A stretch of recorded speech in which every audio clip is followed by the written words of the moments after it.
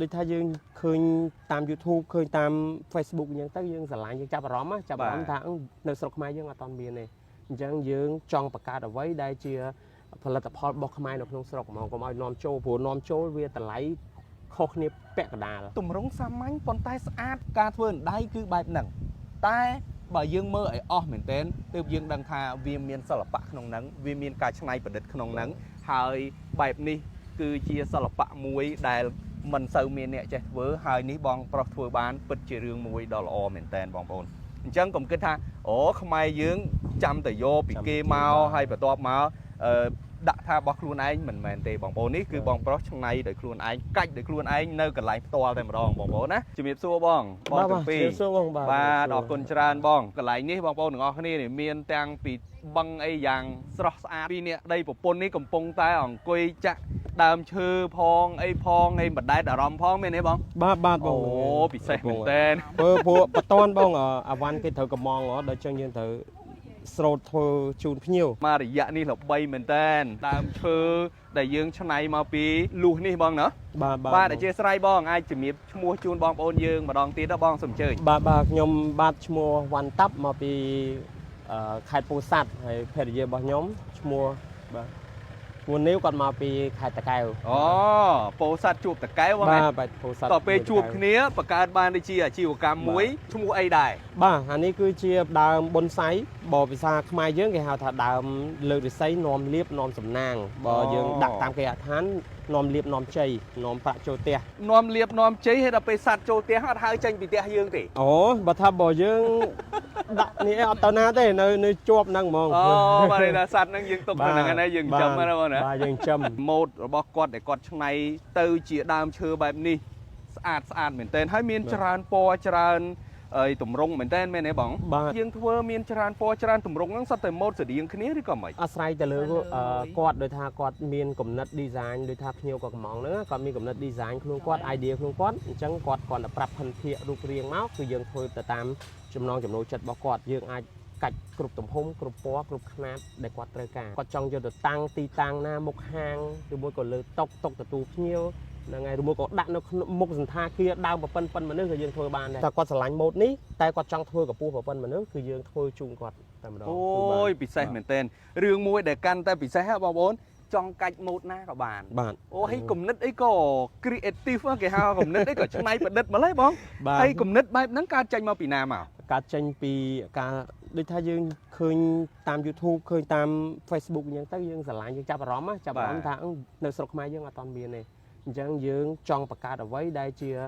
ផលិតផលរបស់ខ្មែរនៅក្នុងស្រុកហ្មងកុំឲ្យនាំចូលព្រោះនាំចូលវាតម្លៃខុសគ្នាពាក់កណ្ដាលខុសគ្នាពាក់កណ្ដាលបាទឧទាហរណ៍ពីខាងចិនមកវាចូល80រៀលតែយើងលក់ត្រឹម30 40អីទេវាខុសគ្នាដាច់ហ្មងណាហើយយើងបានបញ្ចូលជារចនាបថខ្មែរបញ្ចូលទៅក្នុងហ្នឹងដែរពណ៌នេះពណ៌ភីងចុះអត់មានពណ៌ iPhone 17បងណាអូអត់បានលាយអត់តន់អូអានេះលាយទេតានេះបងប្អូននេះ iPhone 17 Pro Max Pro នេះក៏មានព្រះពុទ្ធនិមាគាត់តាំងសមាធិអីនៅខាងក្រោមដើមហ្នឹងអានេះបើយើងនិយាយទៅថាវាជាដើមពោធិ៍យើងមើលទៅវាដូចជាទម្រង់ជាលក្ខណៈខ្មែរមែនទេបងបាទហ្នឹងហើយយើងធ្វើទម្រង់បែបខ្មែរនេះដូចជារូបព្រំរូបអីចឹងទៅបងប្អូនមើលប្លែកភ្នែកមែនតើណាប្លែកខ្លាំងយកតែមែនតើហើយកន្លងមកដោយបងប្អូនដឹងស្រាប់ហើយថាខ្មែរយើងមិនទាន់មានអ្នកណាចេះធ្វើទេមែនទេបាទយើងតែស្នាដៃដំបងគេនៅស្រុកខ្មែរបាទដំបងឡាយដែលបងគិតថា design ហ្នឹងគ្រាន់តែ design លេងឬក៏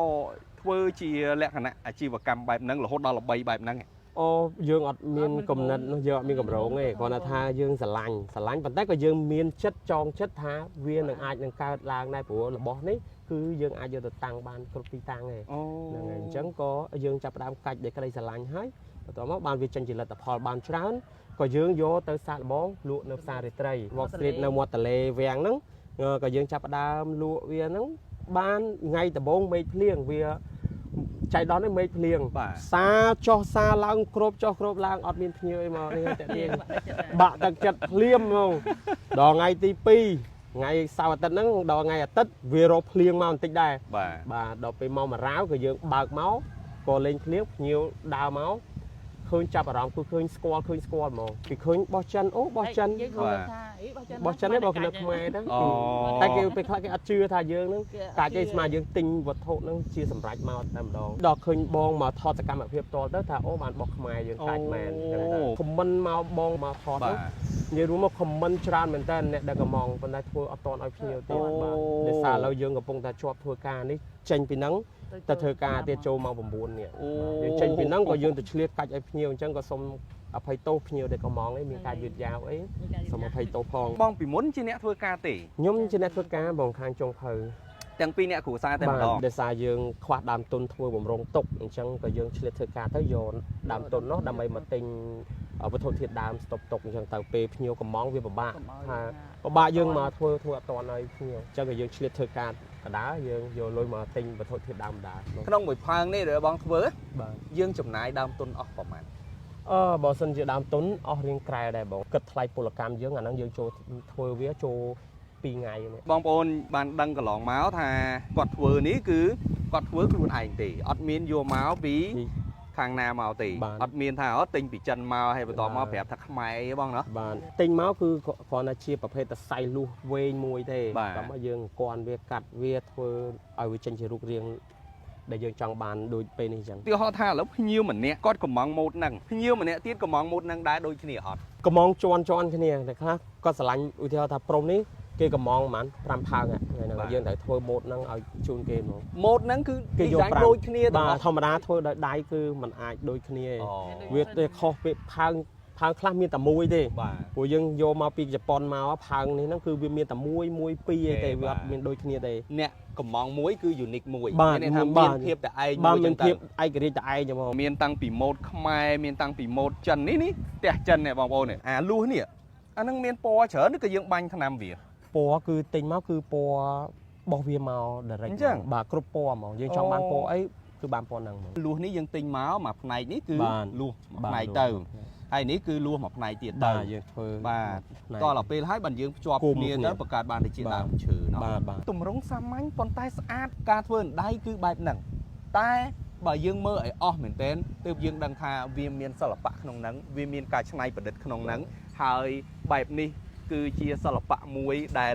មិនសូវមានអ្នកចេះធ្វើហើយនេះបងប្រុសធ្វើបានពិតជារឿងមួយដ៏ល្អមែនតើបងប្អូនអញ្ចឹងកុំគិតថាអូខ្មែរយើងចាំតែយកពីគេមកហើយបន្ទាប់មកដាក់ថារបស់ខ្លួនឯងមិនមែនទេបងប្អូននេះគឺបងប្រុសច្នៃដោយខ្លួនឯងកាច់ដោយខ្លួនឯងនៅកន្លែងផ្ទាល់តែម្ដងបងប្អូនណាដំបូងឡើយគឺបងចេះធ្វើតែម្ដងឬរៀនដែរបើរយៈពេលដែលខ្ញុំធ្វើហ្នឹងគឺ2ឆ្នាំជាងព្រោះតែយើងកាច់ខូចចោលយើងមើលនៅក្នុង YouTube មែនប៉ុន្តែ YouTube គេអត់បរៀនយើងអស់ទេដំបូងយើងយកលួសអាលួសរបស់យើងហ្នឹង1គីឡូ1500ហ្នឹងយកមកកាច់ទេតែកាច់ហើយឈឺដៃពងដៃនិយាយរួមទៅវាអត់មានច្រើនពណ៌ទៀតហ្នឹងហើយដល់អញ្ចឹងក៏យើងយកអារបស់ហ្នឹងយកមកកាច់រៀនកាច់ហើយកាច់ខូចអស់ច្រើនណាព្រោះរបស់នេះមិនធូរថ្លៃទេណាលួសនេះណាគឺវាថ្លៃដល់អញ្ចឹងយើងយកមកដើម្បីចង់បង្កើតស្នាដៃឲ្យវាចេញជាលទ្ធផលមួយនៅស្រុកខ្មែរហ្នឹងក៏យើងសុខចិត្តចំណាយទុនរបស់យើងចំណាយកម្លាំងចិត្តរបស់យើងយកមកធ្វើវាឲ្យចេញជាលទ្ធផលដំបូងគិតថាចង់បោះបង់ចោលច្រើនណាតែដោយសារប្រពន្ធគាត់លើកទឹកចិត្តជួយគ្រប់គ្រងឃើញអូបងចិត្តបានលទ្ធផលហើយមើលទៅឃើញចេញជារូបរាងហើយហ្នឹងហើយអញ្ចឹងបងប្រឹងតិចទៀតទៅអាចនឹងចេញជាលទ្ធផលអញ្ចឹងក៏យើងគាត់ជួយផងអីផងទៅផ្ដល់កំណត់អីអញ្ចឹងទៅអូបានវាចេញជាលទ្ធផលអញ្ចឹងមកអញ្ចឹងបានគេថាសំណាបយងដីស្រីយងប្រុសនោះ